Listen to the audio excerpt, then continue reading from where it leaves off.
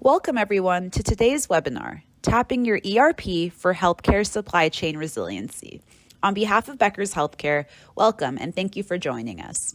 Before we begin, I'm going to walk through a few quick housekeeping instructions. If you have any questions throughout today's webinar, you can type those into the Q&A box you see on your screen. You will find a few engagement tools on your dashboard. Please check out our resources section and also make sure you fill out the session survey. We will have a series of poll questions during today's webinar. When we get to the poll, the question will pop up in your slides box and you can submit your answer directly on the screen.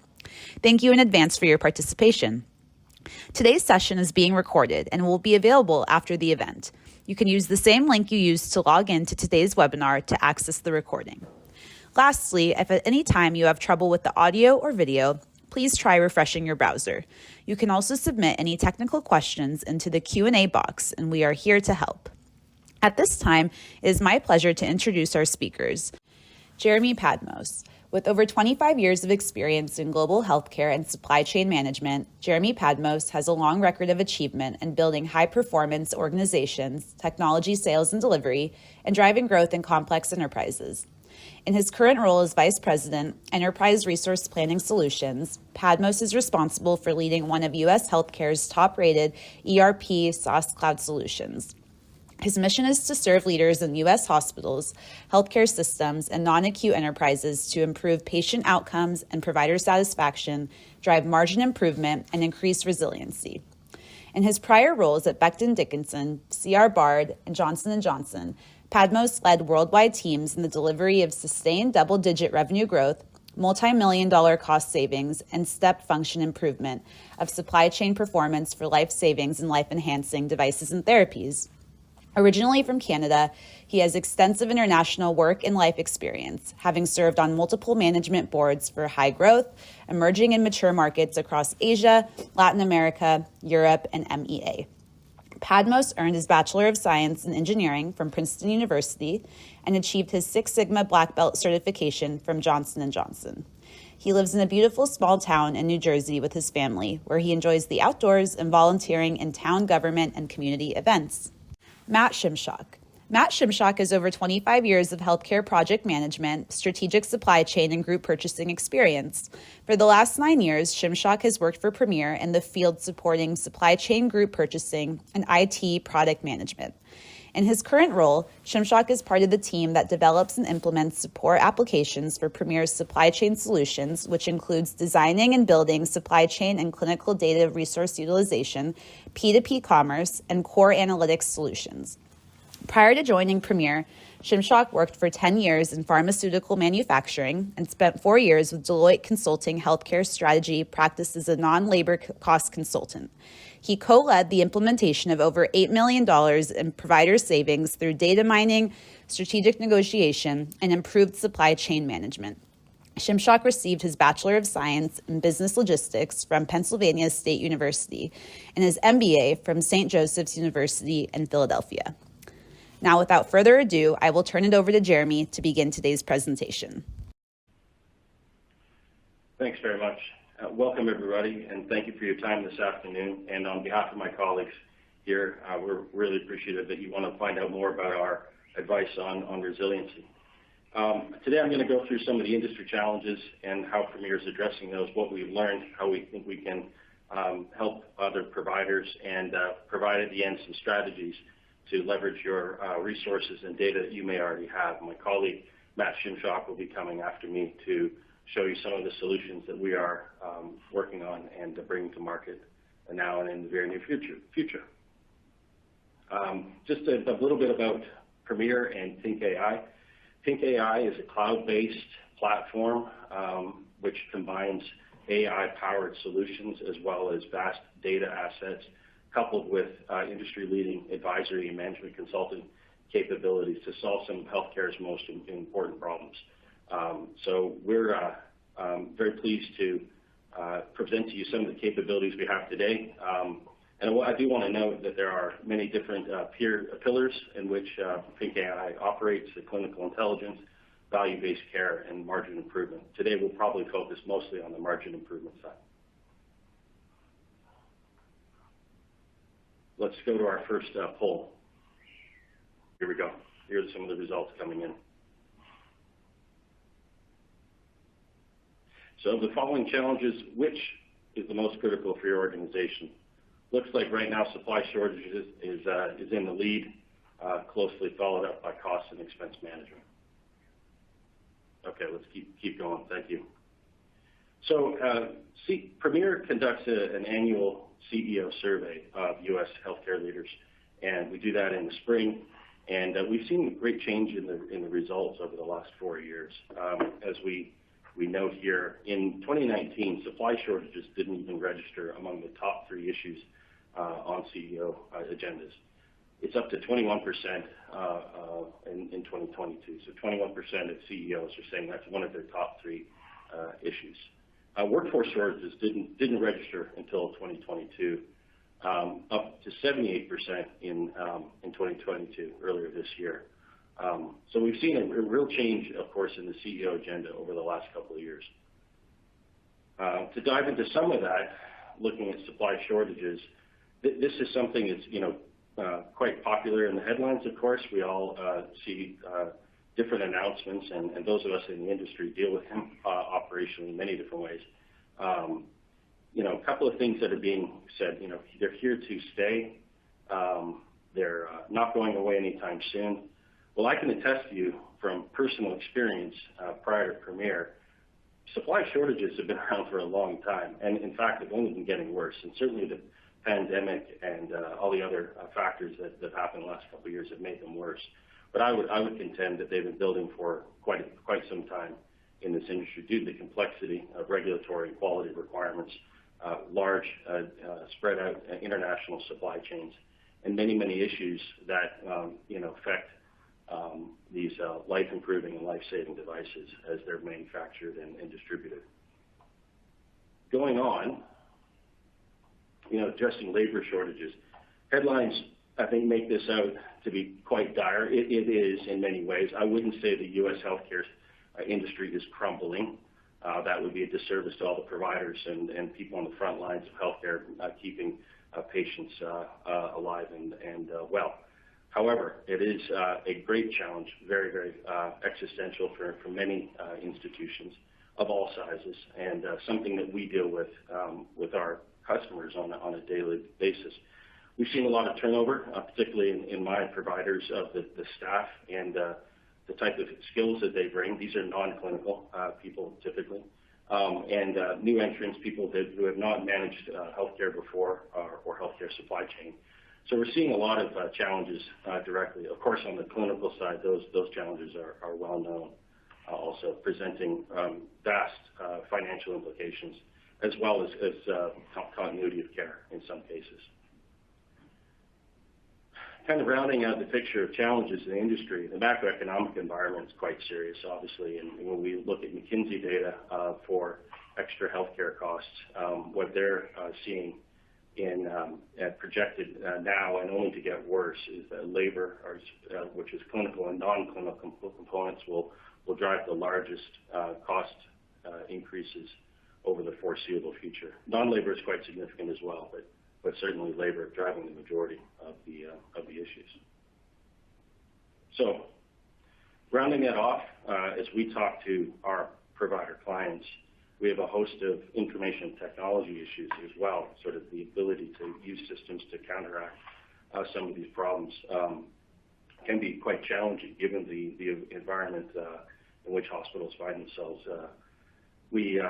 I recently heard a statistic from a client that they have over 600 different IT systems in operation. So clearly that alone, trying to keep track of all of those different technologies, is a problem in itself. And as we go through the list here, that in turn kind of leads to a bunch of other secondary problems. So lots of data, but limited ability to turn that into actionable information.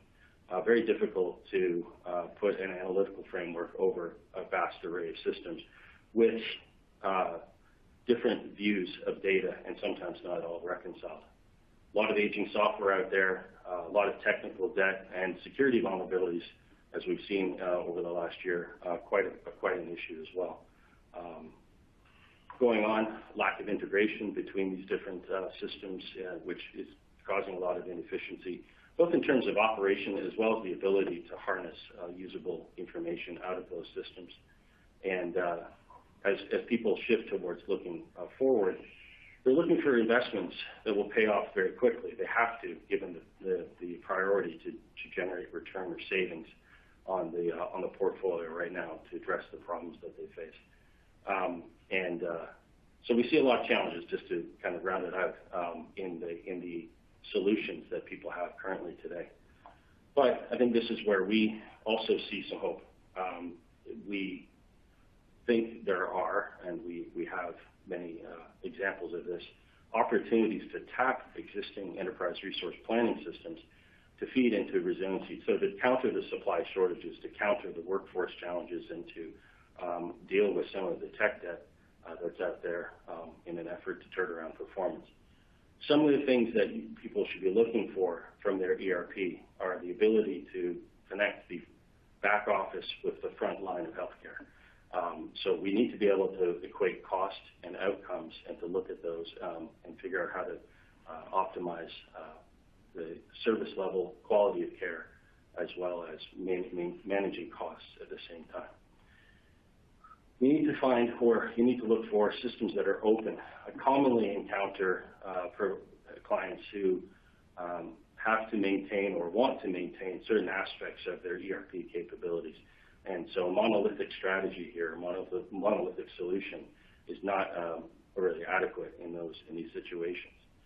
So we want something that you can implement those modules or solutions or capabilities that are most pressing. And this has only become more of a factor in the last 6 months as the financial crisis in healthcare has really ramped up. You need to look for solutions that automate the procure-to-pay process. Want to look for capabilities for electronic requisitioning, automated replenishment, electronic and automated ordering, electronic receiving, invoice automation connected to electronic payments. And by using these automation solutions, you can drive labor costs out, but you can also redeploy labor to fixing the issues that pop up and prevent leakage and assure continuity of service. Next, we want to talk about service line profitability. It's very important to be able to align the costs as incurred and to be able to bill them back to the right department, to the right account center, cost center rather, and so that you can use those data cleanly and compare them with procedures and labor performance. So you want to have a system that can quickly and very easily turn those costs out in a usable way. And then, of course, on top of that, for anybody who's been in ERP for a long time, it's about getting the data out of the system easily, and that's difficult.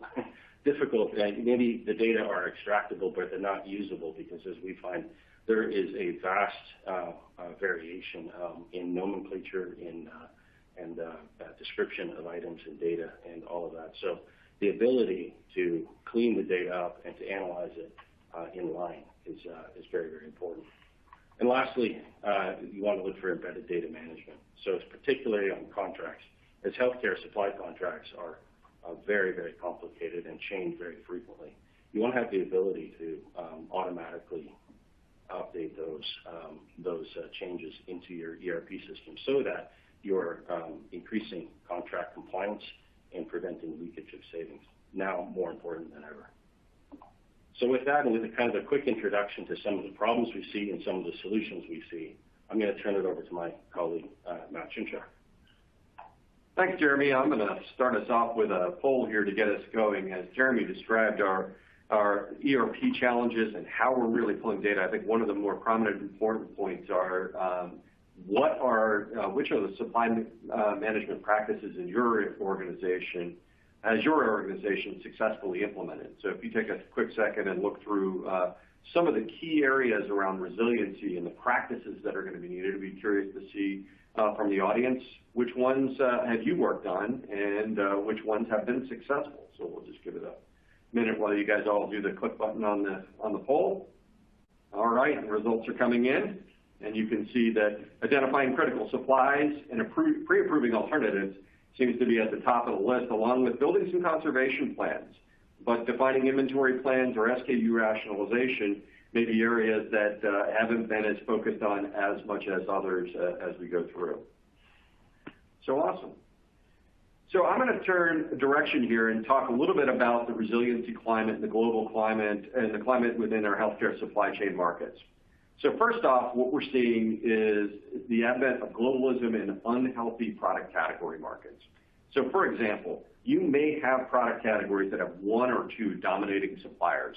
And those dominating suppliers, quite possibly in many cases, are producing their products overseas. We find a strong preponderance of supplies in the medical device community made in the global markets, either directly or through raw material usage there as well.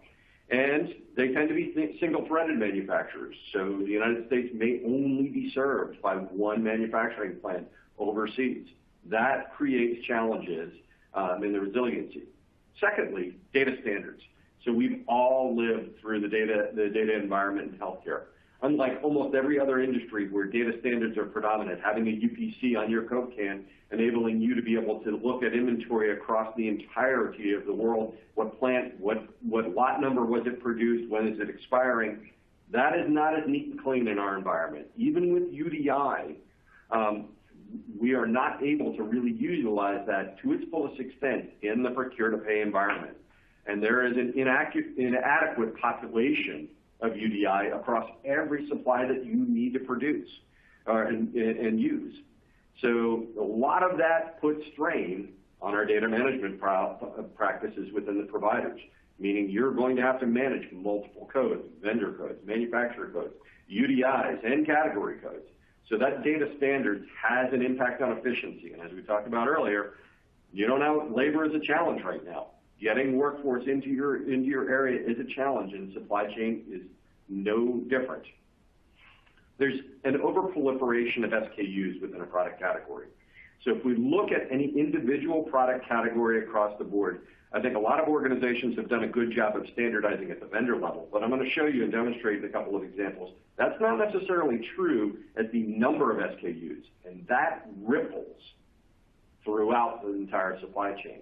If you need 40 different blood pressure cuffs, then the manufacturer has to produce 40 blood pressure cuffs and has 40 MRP, distribution plans, forecasts, structures. It adds to complexity and adds to challenge.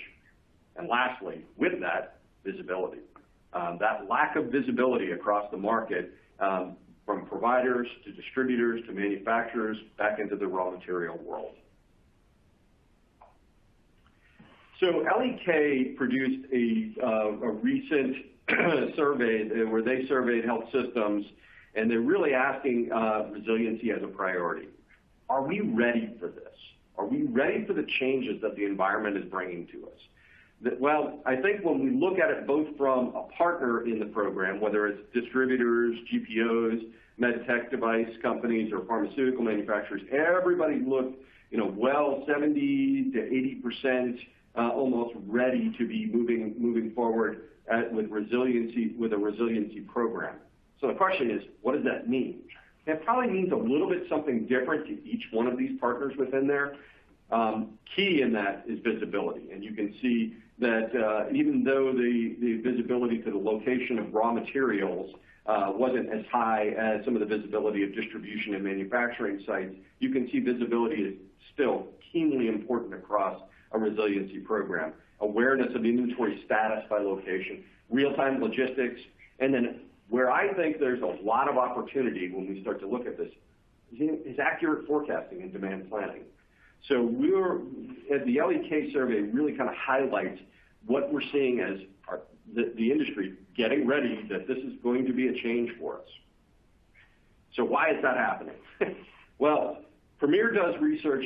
We actually do daily tracking of shortages at the SKU level. And we've been doing that since right around the COVID time. I think we did this in earnest. We did it somewhat before, but we really tracked the number and severity of shortages over the last really almost 2 years now. And it's interesting to see the results. So while during COVID, there may have been less product problems, the severity tended to be very high, particularly in PPE. Well, a lot of other procedures were shut down. But then came towards the back half of 2021, we started to see the severity of that. That happened with a lot of logistics challenges that happened, issues at the ports. We started to see other things that came in that created these impacts. And that glut of demand during COVID became really heavy on health systems, and that created a lot of problems. That problem increased in severity, and even as of October, it's almost 10 times what it was in the pandemic level. We're looking right now at December numbers, as this was just through October.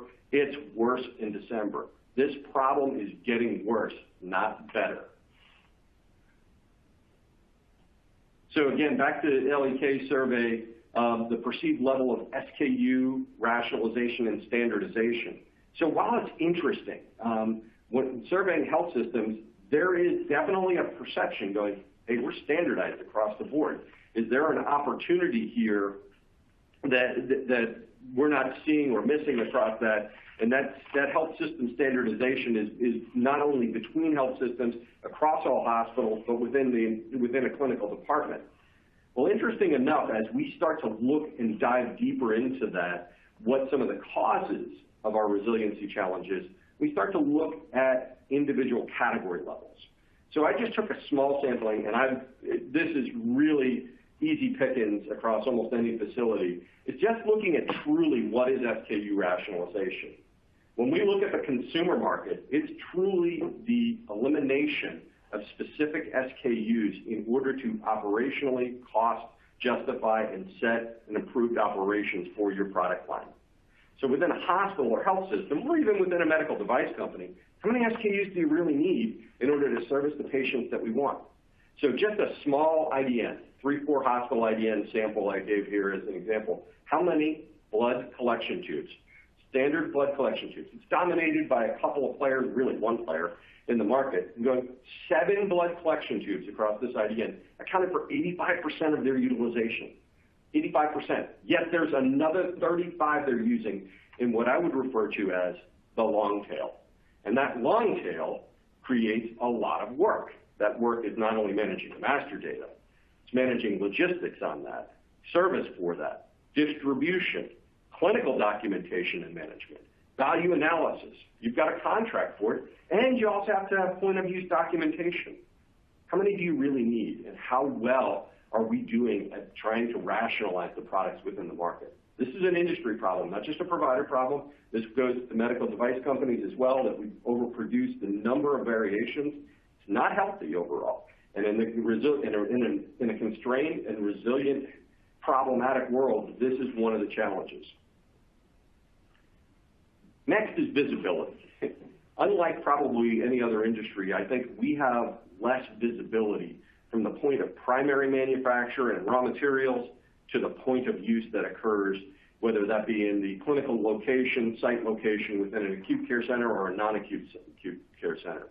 Some of that is due to the data standards that we've talked about in the past. Some of that is due to different players within the mix, whether that be distribution mixes, subcontracted manufacturing facilities, healthcare provider operating ERP systems. If you've got a good ERP system, and Jeremy brought this back, where you can bring data and make it information, you can truly see demand, point of use information, and resiliency metrics across KPIs that are going to be critically important.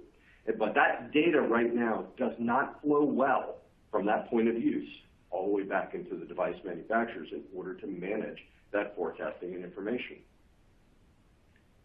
What does that mean? The industry desperately needs longitudinal visibility. Longitudinal visibility really is the providing of, really from a provider perspective, looking even looking at the pre-procedural level, but all the way into the patient population that we're going to be seeing, the estimated demand by procedural level, how we're aligning that to what contingency plans may be there. We're going to talk a little bit more in depth about the transaction process and risk management just within that one sliver today. But the extension of this goes back into the supplier processes into distribution resource planning, and all the way back into the sales and operations planning. If we can provide better demand forecasts across the board for an individual set of SKUs, think of those blood collection tubes, imagine how we can improve the resiliency at the supplier end if there's shared visibility. And if the suppliers can provide manufacturing information, inventory information across the board, imagine that risk and that structural risk changes that may need in changes in demand planning and procedures if we can do that. This is what the industry desperately needs. This is the work effort that all organizations, including Premier, is actively driving at.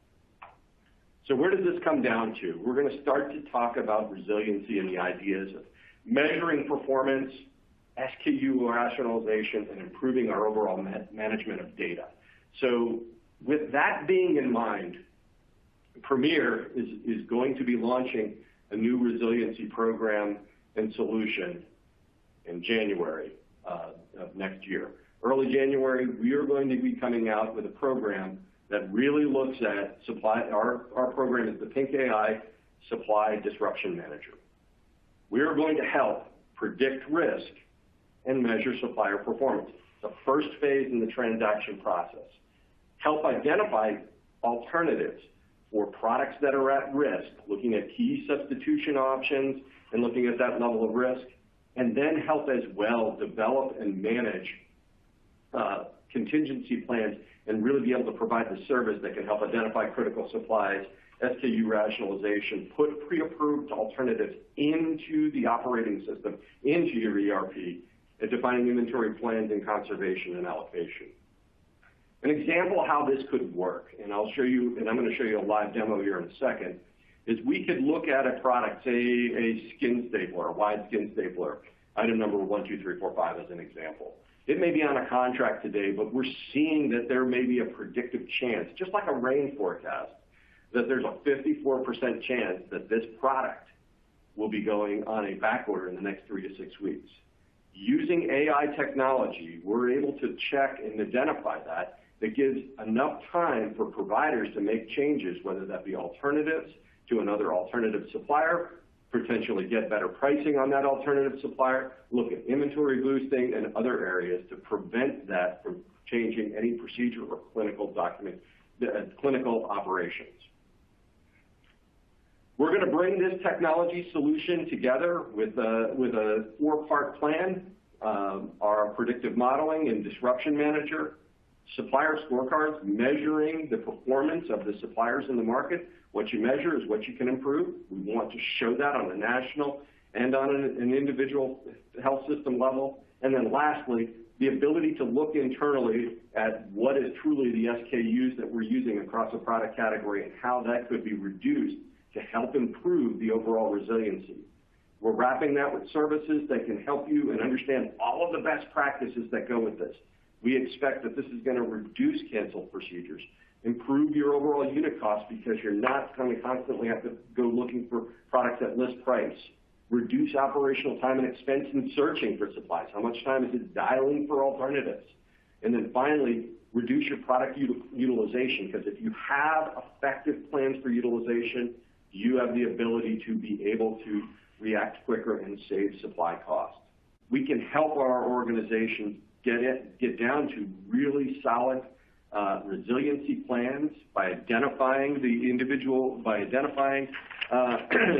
critical supplies, SKU rationalizing, providing alternatives for them, helping and support with an appropriate inventory plan, particularly for those items that are at risk, and looking at conservation plans for categories and items that may be problematic going into the future. How to save product when it's going to be a very severe shortage. In the past, we saw things, in IV sets, IV fluids. We've seen that in contrast media and other areas, and in PPE during COVID. This type of actionable information is rolled up so that it can have an executive score across the board, and we're using AI information to do this predictive analytics. We expect this analytics to drive further into our next steps, which is around that longitudinal visibility, but we want to reduce the amount of time to manage stock issues, reduce the cost in changing those alternatives, having them pre-ready, and reduce the number of canceled procedures. This is where we're really focusing our resiliency. Having a strong ERP data set, a strong ERP system that's built for healthcare, along with a resiliency program and analytics to help with that, is critical going into the future. Last question, I just wanted to leave this for you. If you have an interest in either our ERP solution or our supply disruption manager solution, please click on the survey here so that we have your contact information across the board. And we're excited as we move into early next year to be able to provide that to our customers, and we're anxious to talk to folks as soon as we're ready to launch here in early January. So with that as the background and questions, I wanted to kind of leave us at the end here for some open questions that we may have from the audience that Jeremy and I might be able to answer about our presentation, our solutions, or other questions around resiliency in the global market. Great. Thank you, Jeremy and Matt. For our webinar attendees, please feel free to enter any questions in the Q&A box at the bottom of your screen. If we're not able to address your question in the time remaining, we're happy to follow up with you offline. Just to kick it off, so we recognize the vast amount of data in our ERP, but are unable to get to the data and make sense of it. So how are you helping organizations solve that challenge? We're helping them in a number of different ways. Firstly, as we talked about earlier, the ability to have clean data, in the transaction systems is where you start. We have a number of different capabilities to extract information on a reporting basis, for individual use or for distribution as we look at different healthcare operations. But the analytics solution and Matt showed you part of that is where things are really making quite a big difference. What we're doing there is standardizing data models across the industry so that we're able to extract information from multiple systems and compare it, put together an analytic that looks across the entire market. The technology for that is, cloud-based, lets us operate with very minimal overhead within the healthcare system. We have the ability to do that with our own ERP and margin improvement solutions, as well as other ERP providers too. So you're not limited to using Premier ERP if you want to take advantage of these capabilities. Mm-hmm. And on another note, if we're using Premier ERP, can this information be tied to products that consumers use? Yes, those that have our ERP solution today, the solution is already pre-integrated and structured for it. So it will go right into the consumption. It actually has a few more different data points, such as your personalized average lead time and information, particularly on the supply disruption manager. We are very actively looking at individual health systems, supply chain scorecards. That's coming soon. Won't be quite ready for January. Right now we're at the national ones, but all of the data information is pre-ready for anybody on our current ERP system.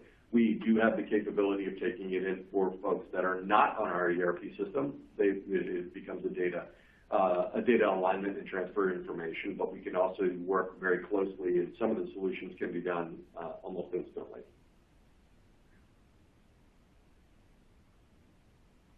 Matt, as we wait for other people to put in questions, I just got to tell you, as a former and maybe recovering supply chain leader, I wish we had solutions like this when I was up late at night managing different disruptions. The volcano crisis that shut down transatlantic travel, floods in Asia, border shutdown in Mexico. All of these things, as I said, have been going on for a very long time. But we didn't have the technology or the ability to gather data and really see in advance what's going on. You mentioned a 3 to 6 week time frame. No medical device supply chain can really react fundamentally within that kind of lead time. So it's really important. The more advanced notice you have, the more capable suppliers will be to change their manufacturing and to adapt to different crises or problems. They often get surprised by changes in demand. And those are hard to see. So while everybody might think that these changes or these issues always come up in the supply chain, they often come up in the market as well. But again, it's very difficult to detect those with a lot of certainty until you're in full-blown crisis. So 3 to 6 week lead time, advance notice will make massive improvements in the ability to deal with these problems on a local and on a national basis. Great. Other questions? Great. And I have another audience question. Someone's asking, are there any prerequisites of Premier Solutions needed to use this specific tool? There are no prerequisites of Premier Solutions to use the Supply Disruption Manager. However, its implementation is enhanced in both speed and time to value if certain data elements are currently being in process with Premier.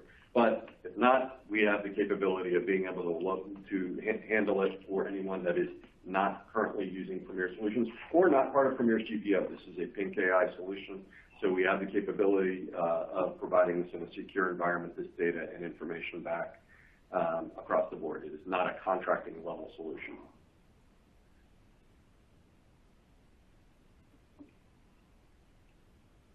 I see a number of questions asking about price. Sorry, we can't address pricing on this call. Yeah. I am also seeing questions about how you know which KPIs are most relevant for your organization. So I think when you look at your KPI and your measurement development, so within the resiliency area, you want to, of course, be really focused on the perfect order metrics across the board, which drive at a consistency of a touchless transaction in there. But there are hotspots, and different hotspots within those KPIs. Whether in the resiliency world, we're really focusing quite a bit of time on your lead time and lead time consistency. If you have an understanding of that your product is going to arrive at one individual point in time and going to always be there at that point in time, you're going to find that that is a key element, probably the key element in supplier performance. Other KPI that you go through really depend upon the cost and the operational impacts of every individual health system. So as you're going through your health systems, where do you see the most pain points, both from a time and a cost effort of what I would say is non-value added work, whether that be within the supply chain or whether that be operationally to adjunct departments.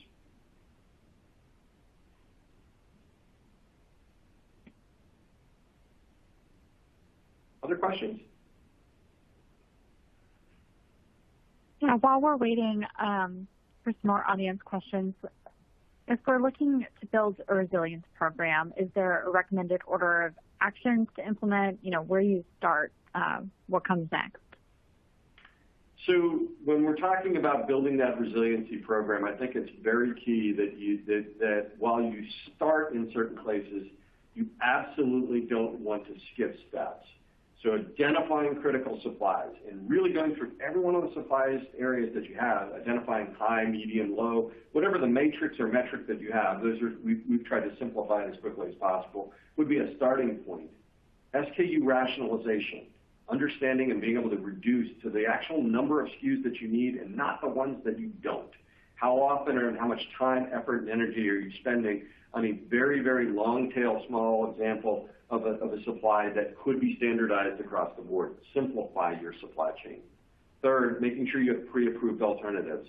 A lot of times when you're getting into situations across the board where you're trying to quickly respond to a backorder situation, you don't want to have to go back to every clinician, every value analysis team, every structure to get approval, to get training, to get documentation. You want to have that information pre-approved.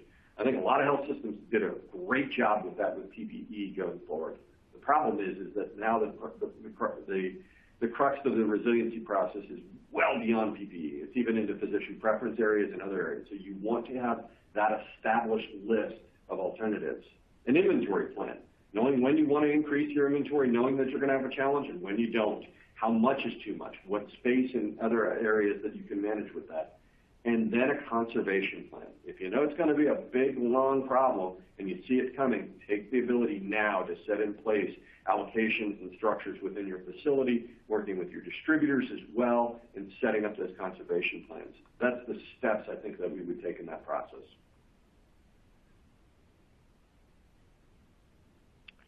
And I know you all touched on this in your presentation, but can you kind of sum up what results can organizations expect to achieve by implementing a supply resiliency program? I think that Matt really addressed it a couple of slides ago, right? The ability to sustain healthcare operations has got to be number one. The ability to contain cost increases is number two. And the ability to, if we think more broadly about resiliency, the ability to optimize the use of a limited workforce is also addressed in the solution and problem.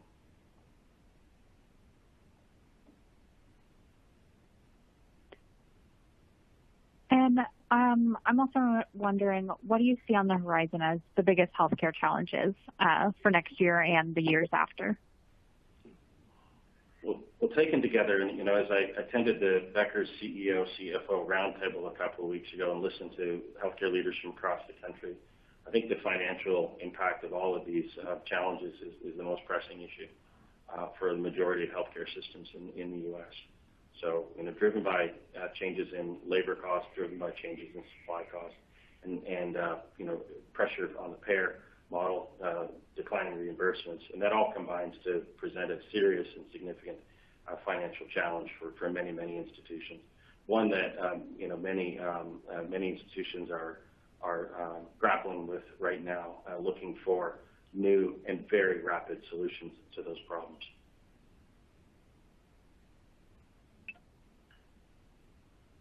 Great. Yeah. Thank you all for your time today. I want to thank Jeremy and Matt for an excellent discussion today. And also I'd like to thank Premier for sponsoring today's webinar. Thank you all again for joining us, and we hope to see you at future Becker's webinars. On behalf of my colleagues, thank you very much. Happy holidays and good luck. Thank you again for your time and attention.